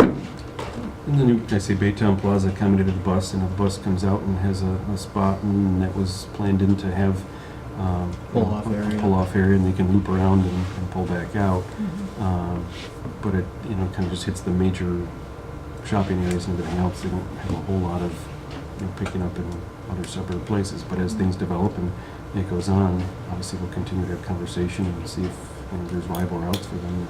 I think one of the bigger things too, and this is just coming from the planning background, and I actually worked for the transit company down in Binghamton when I was in school. One of the things they were focusing on was making public transit more attractable. And I think that's something we really struggle with in the suburbs and even in the city, where, all right, we got a sign out there, a post that says, all right, here's your bus times, here's your bus number, this is where it's coming. But oftentimes a shelter isn't provided, even a bench isn't provided. You're usually just on the side of a road in a muddy puddle. And I think that's a struggle. We don't really have much say with that, but just looking at it from the outside, until they kind of enhance their service a little bit, it's really tough to encourage and provide it where there's not a lot of infrastructure for them. We still want it to be there, we just want it to be usable and attractive so it's continued to be used, so it's a successful program. That's something I know they're looking at right now at RTS, but obviously that costs money and it takes time to implement it. But it's something we'd like to provide to the community on the mains so that people can get to it. Good question. The self-driving cars are going to be here in a few years anyway, so. Oh, yeah. Model There we 3. are, just buy a Tesla. I've seen stuff that, if it all comes out like that, you could modify parking lots, reduce parking infrastructure, that self-driving cars, if that's your car, you could box it in, and then all the other cars would move accordingly to move out of the way so you can get your car out, so you don't have to have drive-through lanes. And it's Oh, you're talking about stacking cars. it's stacking. It's a little ahead of itself, but just saying you could reduce the infrastructure, footprint of a parking lot. You don't need to have drive lanes and have everybody have spaces. You can open doors and everything else. They could drop you off at the door, and then the car would park. And Like the Jetsons. yeah, futuristic, but at least it's 2018. Yeah, I want to go back to the just understand, so mixed use is really the area that was designed from the 2010 plan, said this is where we'll put flexible senior, flexible. Housing alternatives for everybody. Alternatives. That was one- How do you guys think, based on that plan and those discussions and those people that were involved in that, do you think we've made the level of progress? Because it seems, to be honest, that was 2010, we're coming up now, obviously, on the 2020 plan. It took 8 years, in Took most us- cases, to get that off the ground. How are we tracking against the demographics of the town versus the plan versus the timing? And how do you guys feel that that plan, I mean, is that lead, and I'm going to kind of make a general comment here, so, and this is probably because of my background a little bit, but a certain amount of agility in the plans doesn't seem to be, I mean, in other words, the processes to initiate the plans, to move them down, seems very cumbersome. As you know, as this committee, are we kind of thinking in terms of how do we improve, or could our recommendations talk about improving the process and the time it takes to kick off some of these things? Because I feel like we talk about the availability of resources for, you know, playgrounds and play fields and stuff, and we know we're way behind on that, and now we're talking about feeling like we may be behind the 8 ball on things like senior housing and housing for folks that are younger coming out of college. I mean, how do you guys feel like you're tracking to the recommendations from 2010? Are you making the progress that we thought we would? It probably took us a little longer than we anticipated to get to the mixed-use district to the point we did. It was so new. But in retrospect, when you look back at how long it took, we spent a lot of time with neighbors, with people that lived in the district, with people that lived adjacent to the district. And we had a lot of public input. We had a lot of meetings with a lot of people. And in the end, I think it worked out great because we really had little to no opposition for the creation of the district. There was a lot of support by the people who lived there. There was support by the people who were adjacent property owners who we actually put on the committee to help create it. It's a process because, number one, it's a brand new concept for us and generally a new concept for the Rochester area in terms of just putting something in a town somewhere that nobody's done before. The other part of that, too, was we had to create criteria that we knew was going to be successful. It just couldn't be put in place and then have empty buildings all over the place. We had to wrestle with that for a while. We had looked at marketing studies that developers had done to see if we were on target with that. You talk about demographics. I think we are on target. Okay. Penfield still is a graying town. It's one of the fastest graying towns over the last 10 years. So there is definitely a need for senior housing. We know that. There's definitely a need for young people to want to live here. They grew up here and they don't want to just have to move out of town and go somewhere else just because there's nothing here for them. We want there to be something for them, so I think we incorporated a lot of that into it. It did take a long time, we agree, but it did work out well. And the process, the public did a great job of following with us, and I think it worked out pretty well. I just want to add on to that too. Mixed use was unique, and even though that it did take as long as it did to implement, I think we learned a lot through that length of time it took. We saw areas in the Monroe County area, Rochester, where mixed use was started, new projects were started, and we kind of tried to learn from those as they were built, as they were filled in, as they saw their struggles and their successes. So we kind of took note of that. But also, if we look at this project here at Atlantic 250, which is still a sketch plan, but a very well-designed sketch plan, they went through four different iterations of a layout. 2 of them took place during the mixed-use committee's work. So they came in based on market studies that they had at the time to say, all right, we see where you're going with mixed use. I know you don't have a final document yet, but here's what we're thinking. Those were kind of multi-use versus mixed-use plans. So they ditched those and eventually came in with a new sketch plan earlier this year. And we're closer to the target, but weren't quite there yet. But that time between when the mixed-use manual was being written and them coming to sketch their first sketch plan, the market really shifted. You know, this huge demand for rental and downsizing, and what we just saw in the housing market with a huge boom and people trying to buy houses left and right, and values of houses going up because the demand was there, the supply was just going the next day. I mean, I was trying to buy a house and I just said, nope, this is too much for me. Bye-bye. I can't keep up with it. I think the timing of that actually helped, because now we see an up-to-date market study of what would be successful there and how it complies with mixed use and how it fits what they see as the demands of the community in this shift in the market. So yeah, while it took a long time, I think in this rare case, I think that benefited us a little bit. Yeah, and I get that. I was interested because many of you were involved on the 2010 plan, know what the vision was, know what we were shooting for as a community. You know, it just seemed like the timing of things took a little bit longer based on what I read, and so I just wanted to see if you guys had kind of the same feeling. And, you know, do we want to look at that when we make our recommendations to kind of maybe do a little foresight to say, what can we put in place so maybe things can... Well, maybe it's something you say like, all right, maybe in the next X amount of years, our goal is to implement this. I wouldn't limit yourselves, though. If you think there's something that's not really of value out to you as a recommendation, but it might take 5 years, don't limit yourselves and say, well, it's probably not realistic to do that. We should do it. Oh, you know, I know absolutely you need the long term, but I'm saying also the ability to be, again, I use the term agile and say, Yeah. hey, listen, these are, I mean, I looked at the size of the housing starts of what was being built. The first quarter of this year, it shot up huge. And then right back to the normal 2,600 square feet. But for a while, if I was basing my opinion on that 3,000 square feet for the 3 months, so, you know, you want to take a look at that and say, okay, That's right. is that, how impactful is that? Do I need to be considering that? You know, so that goes back to your point, a little bit of a longer runway is beneficial. So I do get there's two sides to that. I just wanted to get your input on it. And you may come up with some recommendations that are short-term that could happen very quickly, depending on what they are.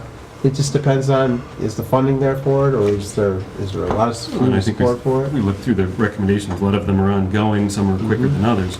Anytime you create a new zoning district that's new to the town is going to be a long-term process. It's not going to be fast.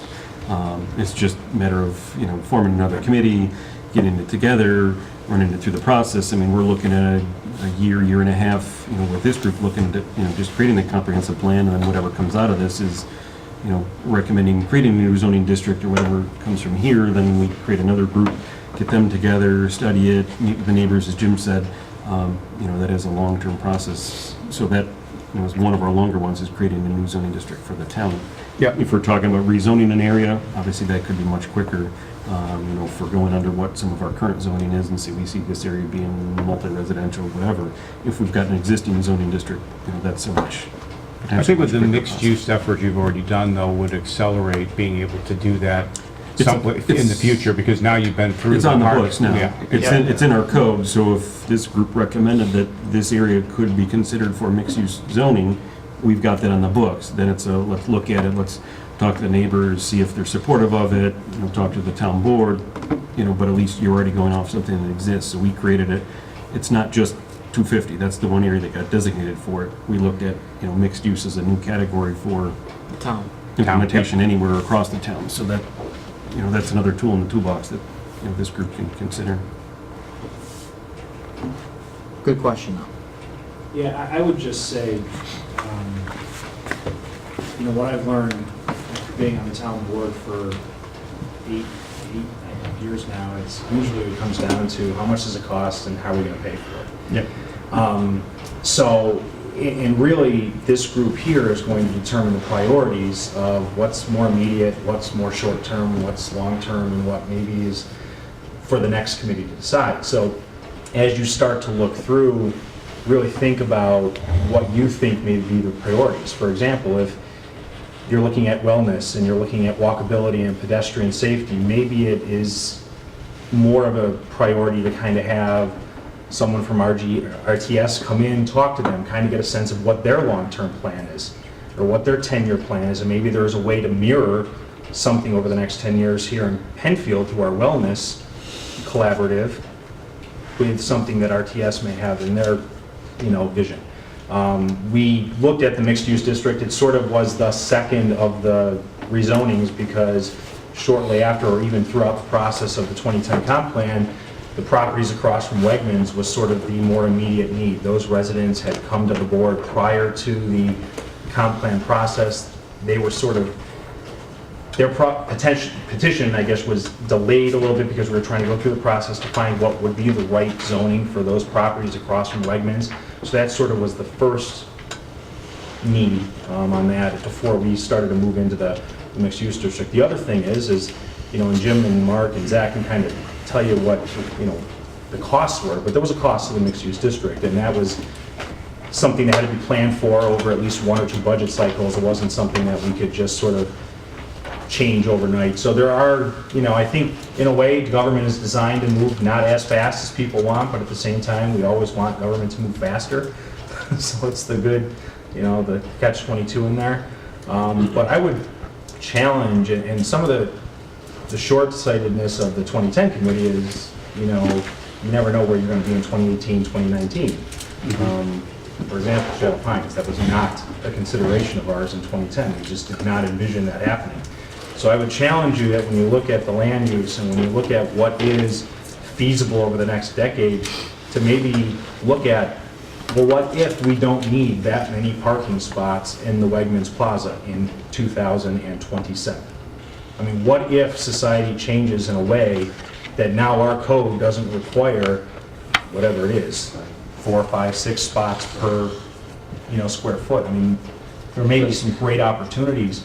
So provide the agility within this comp plan to kind of work around that. And so absolutely. So I challenge you to kind of use this as the framework to really think big, but also just keep in mind that at the end of the day, it is a, public information meetings and public hearings and tax dollars that are really going to drive the issue. But it's okay to have a vision and then try to set in place some of the mechanisms to kind of move it. So. Alrighty. Thanks, Rob. Yep. Where did I leave off? Kind of somewhere in C.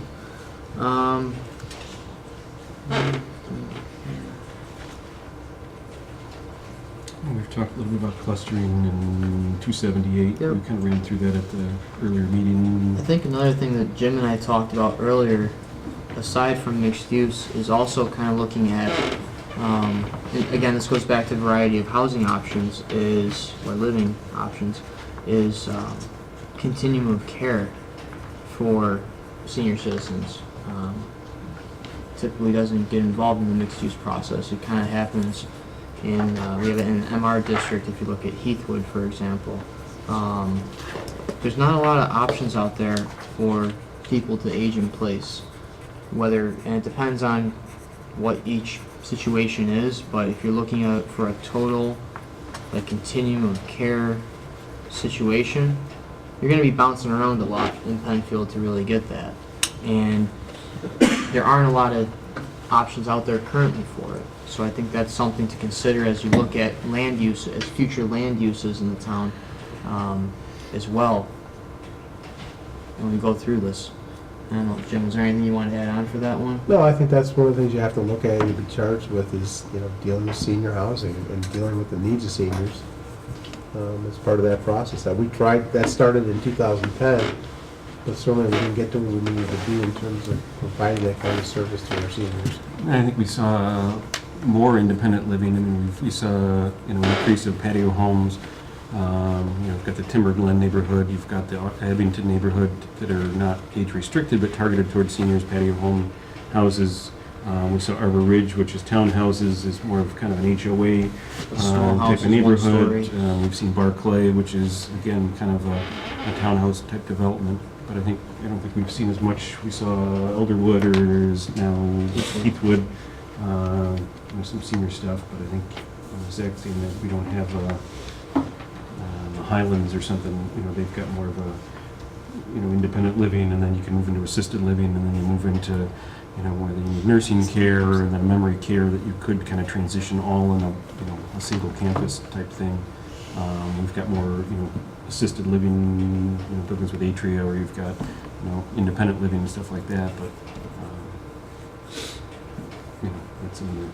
So given that the continuum are usually run by nonprofit organizations, what kind of revenue would that generate for the town, if any? And if not, do we want them there? Is it just a public service? I think it's a conversation to have. I mean, we have a lot of not-for-profits that, you've got U of R, 2 YMCA's. you've got YMCA's, you've got churches.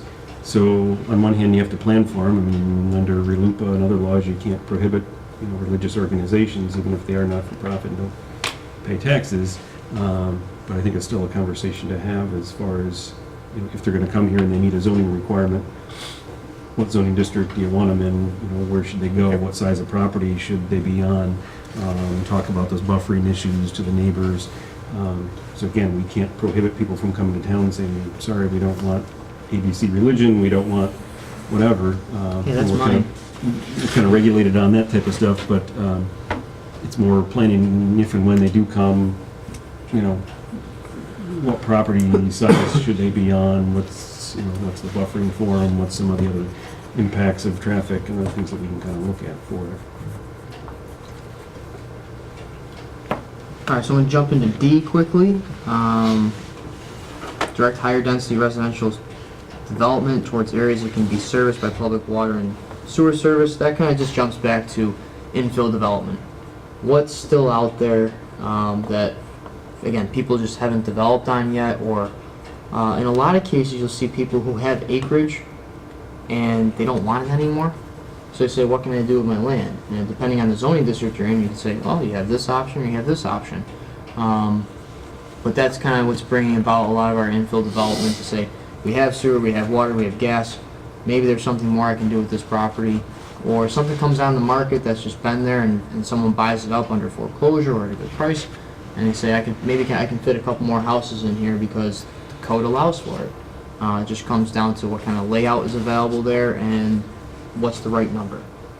So that's an example of that. And then enhancing property values. Jump into that one. I said it earlier, property values have typically gone up, if we think about it, over the last 8 years, and in the most recent kind of 2-3 years here.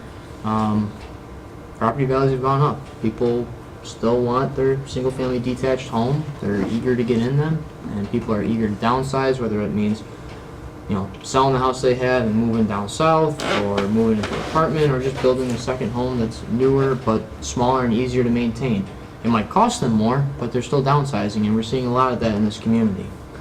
So property values are going up. We want to continue to always give people good property value. Don't want anyone to lose that. Even though half the questions we get at every board meeting is that any new development's going to tarnish or diminish their property value, and I don't always have a good answer for that. That's like a go-to, I mean. It's a go-to, yeah. honestly. It happens a lot, and you continue to want to make Penfield a desirable place to live. I mean, that's the biggest thing that's going to drive your property value. If other people want to come here and it's a desirable place to live, then that's going to... I think the discussion should be more around the amenities. We talked about, rec Yeah, center it's- increases and more it's usually, ballparks and more places for families, which, I mean, that's uniform across the board. Almost everybody said, we're short on that. That, to me, should be... sometimes people just say it out of fear. Yeah, but I'm just saying that that's the one, because I made notes on each of the sections, and that was the one thing that, for me, the recommendation to increase the property value is get those resources in that the families here are saying they need to have. Yeah. To me, from a cost perspective, that's some of the lowest cost things we can do based on the property that the town already has, and And we're seeing that trend in where And there's people more are... money out there to achieve. yeah, exactly. We talked about that on the And then week. the other thing too is keeping your taxes low. I mean, it makes it desirable for people to come here because their taxes are low. I think we have the third lowest taxes in the county for town taxes, if I'm not mistaken, so. And obviously, people don't mind paying taxes for their school districts because they do it every year. The other two have landfills.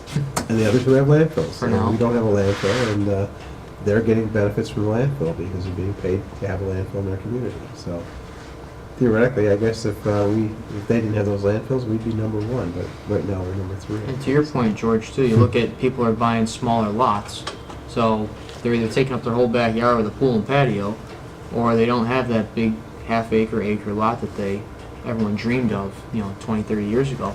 So, Well, that's the other thing you're gonna have to look at as a group is the housing trends and what people really do want versus what they used to want. Oh, yeah. And There's a two different- ton, there's so a ton of accessibility. information out there on that, yeah, So that you I talk found. about We'll probably bring accessibility. people in to talk about that from various aspects, whether it be from the banking industry or from the building industry, whatever the case may be, but the world is changing in terms of what people want versus what we wanted 30 years ago. It's a whole different world. Yeah, because you talk about home values increasing, but they haven't increased kind of in equal proportions in every Mhm. category of No, they housing have across not. the board Certainly in not. town. Depends on the price And, range, you know? Right now, and- anything going up to 250,000, that's where you saw that big bump. Right, exactly. You know, But the houses that cons- went for 135,000 4 years ago are now going for 180,000, Yeah. 170,000. That's not necessarily true throughout the entire continuum of housing. Yeah, that's not necessarily true, and what's also not necessarily true is that the consumption of services is not in proportion necessarily to the value of the home. That's right. So I think that's something that we have to sort of And that's a look at. good point, because when you start looking at the newer developments where the houses are closer together and the lots are smaller, you're getting more, you're getting more bang for your buck in terms of plowing the roads, because now you're plowing a road that's knocking off 8 houses instead of 1 or 2. And, you go through the old subdivisions like the ones we live in, he and I are neighbors, and, you've got half-acre lots and 3/4 acre lots on the same street. It takes forever, Yeah. to take care of everybody's needs when you're plowing Well, those you've those got that driveways. much more water line, sewer line, Right. and the infrastructure costs in the Every- street, and every pair the of, repair and the sewers. maintenance and stuff is Yeah, higher exactly, for when the... you're- Yep. And nobody wants to cut grass anymore, other than people our age, I guess. I don't know. I guess I'm the last one, but. I mean, I think that certainly the plethora of lawn care services that we see running around kind of tells the tale Yeah. of people wanting to cut grass versus not wanting to cut grass, yeah. Mhm. I mean, I think of all my, at least 50 to 60% of my neighbors don't cut their own grass. Yeah.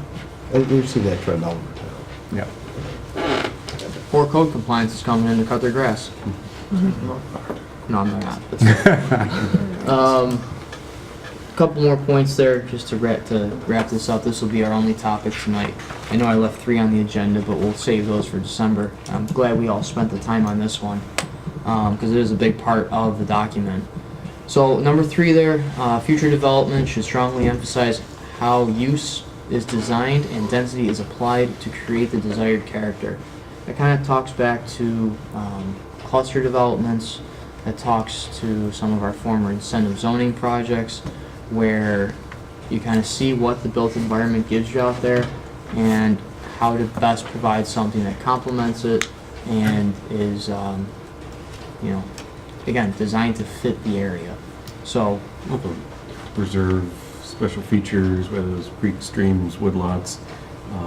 That's what that town law 278 was for, is, hopefully the developer gets, what they're looking for out of it, whether it's 10 units or 20 units, whatever.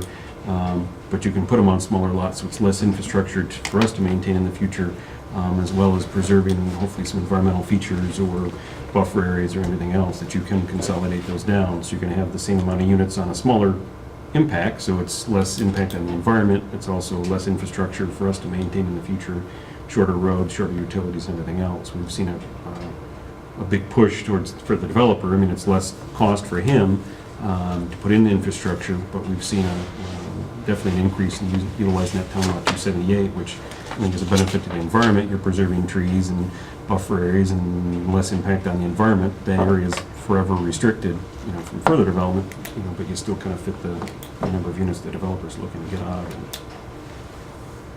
and the last and final one there kind of goes back to what we briefly just mentioned about people's reactions to projects and how the boards interact with people who come to publicly participate in the meetings and offer their thoughts, concerns, random comments sometimes. It happens.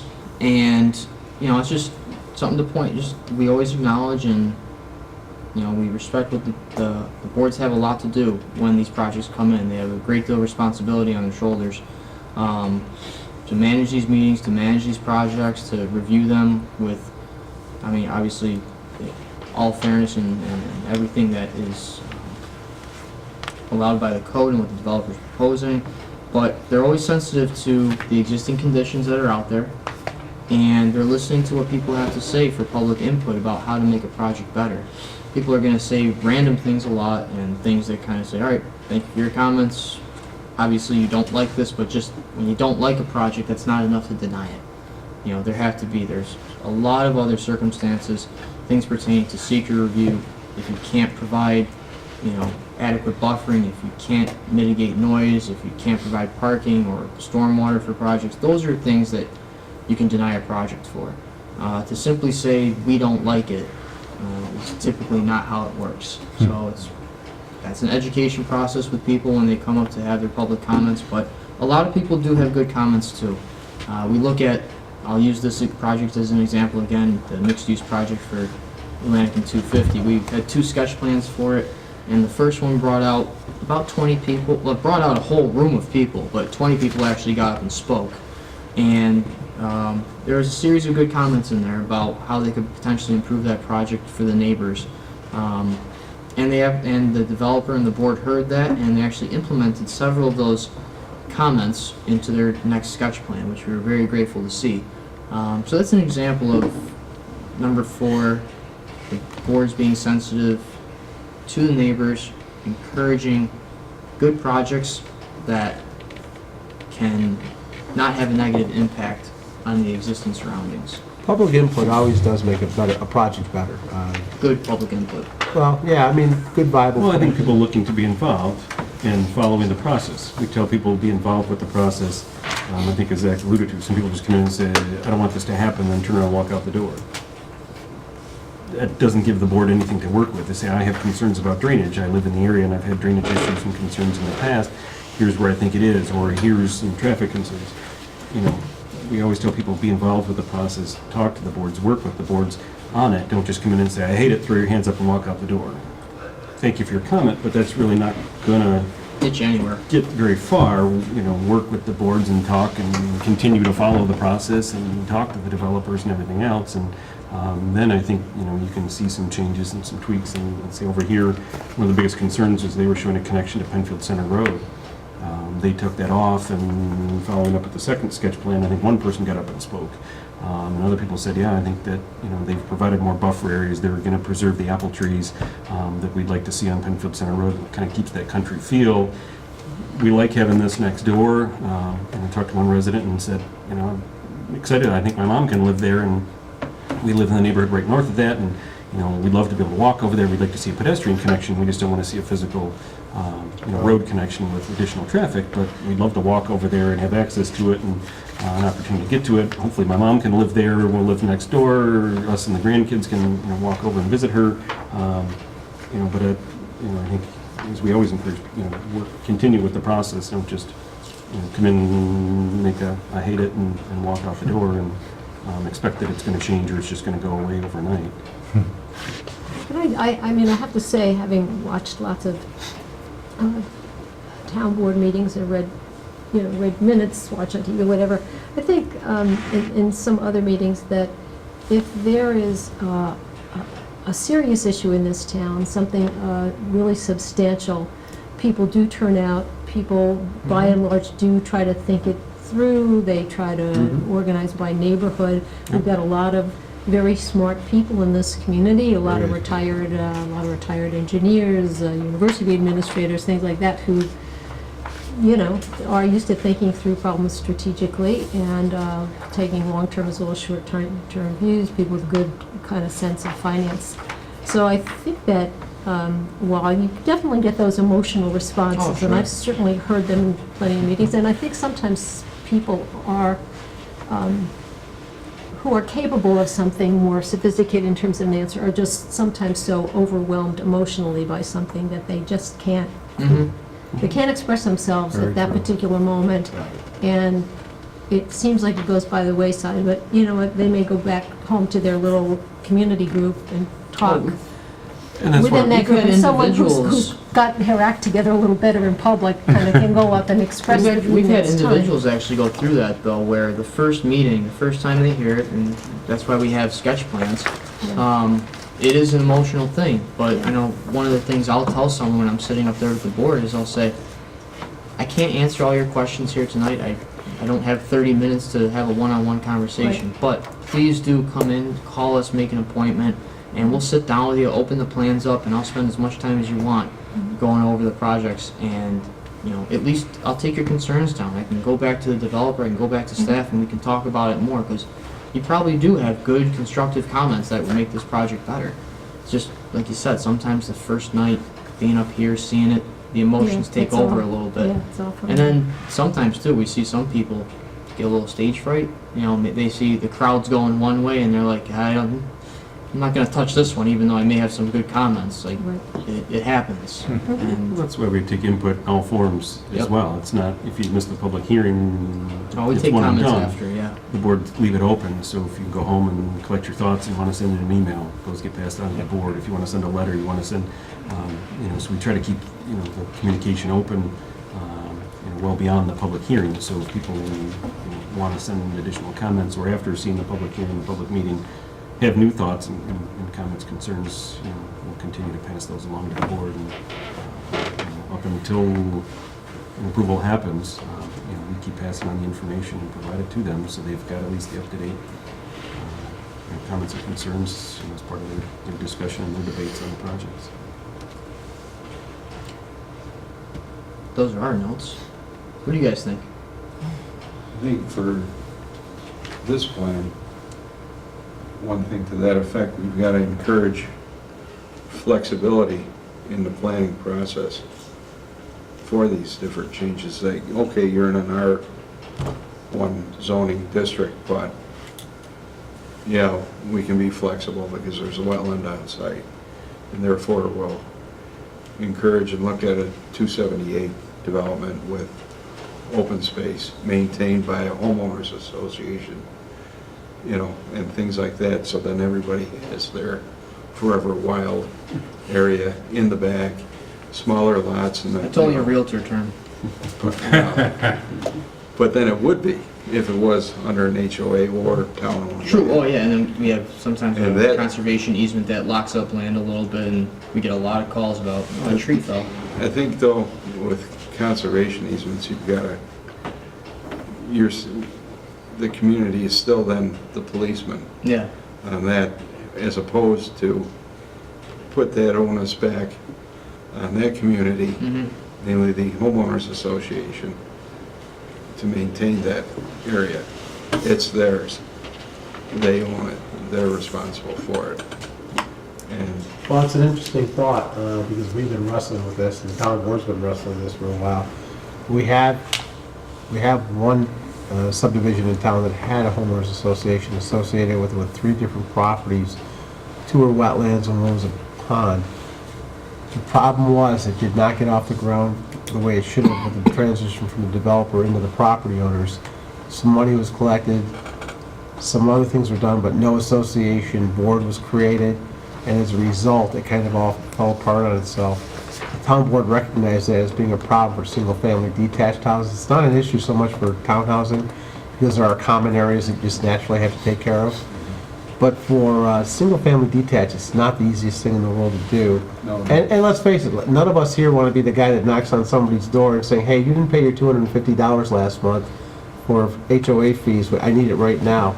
Nobody wants to be that person anymore. So what the town board did do, which is what we mentioned earlier, was they decided, let's do it this way. They still will be responsible for it. The rest of us don't have to pay for any of their concern because it's their benefit. But we will create that special district. We will tax that district to accommodate whatever needs to be done within that district.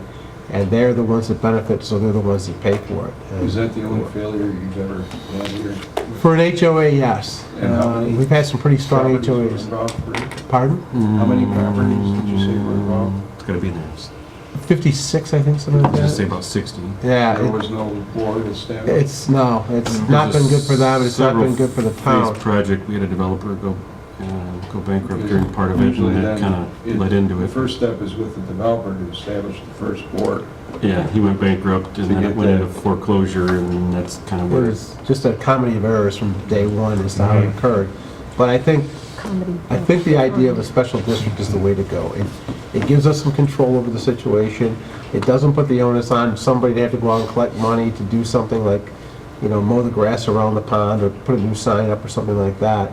And the work gets done, Now, which is that being important. said, townhouses or condos or other stuff, we've got some very successful HOAs that run themselves and do a wonderful job with it. I think it's the single-family residential that we've seen some issues with. Do we have any Depends, I think, on single-family how it's residential? Initially set up. Just one. And that's the one that fail. Sort of fail. So, I mean, it's a 100% failure track record. So far. Yeah, It's a bad track. we're 0 for 1. I mean, as far as, condos, It's not a bad record, no. Yeah. And again, Chance to be successful. and again, in terms of the actual maintenance issue was really mainly with respect to drainage. They all pay their drainage fee. I mean, we all pay our drainage tax, so we're all entitled to have the drainage taken care of.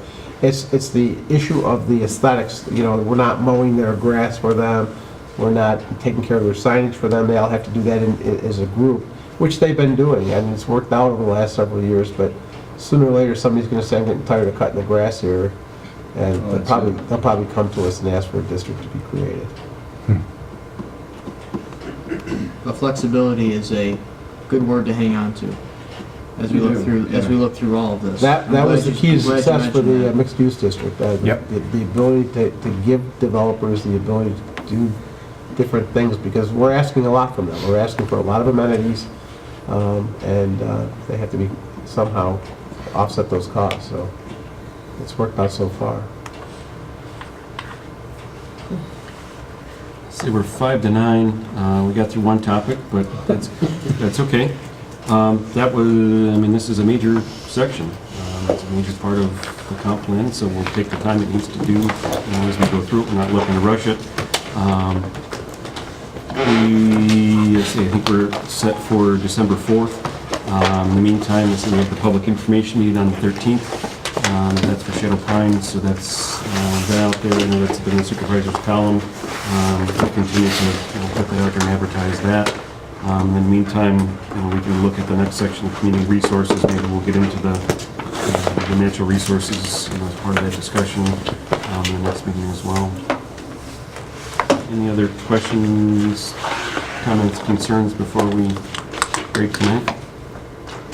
I'd just like to make one recommendation. It's not on this topic, but it's on something that we talked about last week, and that's, and I would just ask everybody here to just kind of tuck it in the back of their head and think about it.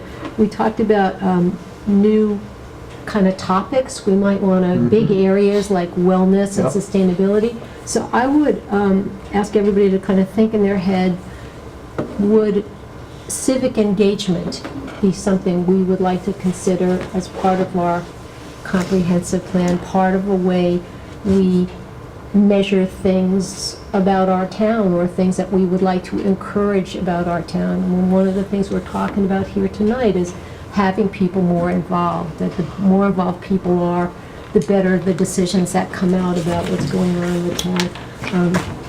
I was never so thrilled to live in Penfield as the night of the Shadow Pines vote, to see so many people come out. I mean, and I liked the way it came out, and I felt like there's a mandate.